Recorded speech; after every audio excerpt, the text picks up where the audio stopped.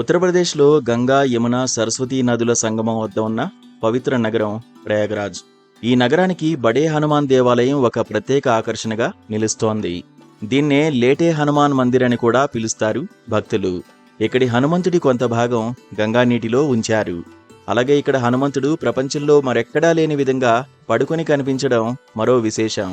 ఇక ఈ దేవాలయ చరిత్ర చాలా ఉంది. ఈ ఆలయం చాలా పురాతనమైంది. సుమారు 600 నుంచి 700 సంవత్సరాల మధ్య నిర్మితమైందని చెబుతారు. హనుమంతుని విగ్రహం ఒకవైపు గంగా నీటిలో మునిగి ఉంటుంది.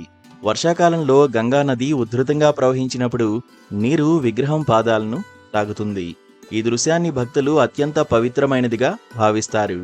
దీనిని చూసేందుకు ఎందరో భక్తులు తరలివస్తుంటారు.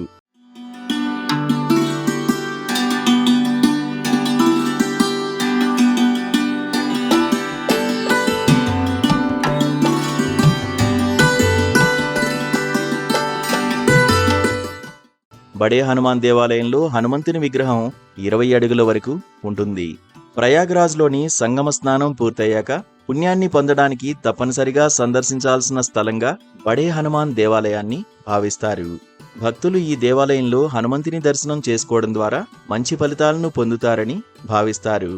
జ్యేష్ఠమాసం సందర్భంగా మే 27న 3వ మంగళవారం భక్తులు పెద్ద ఎత్తున బడే హనుమాన్ టెంపుల్కి తరలివచ్చారు.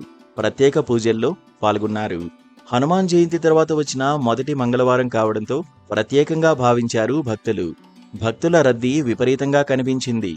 జ్యేష్ఠమాసంలో వచ్చే 4 మంగళవారాల్లో ఈ బడా మంగళను విశేషంగా జరుపుకుంటారు. దాన్నే పాటించారు భక్తులు. ప్రత్యేక పూజల్లో పాల్గొన్న తర్వాత ప్రసాదం పంపిణీ, అన్నదాన కార్యక్రమాల్లో పాల్గొన్నారు. అలాగే హనుమాన్ ధ్వజాలను ఊరేగించారు.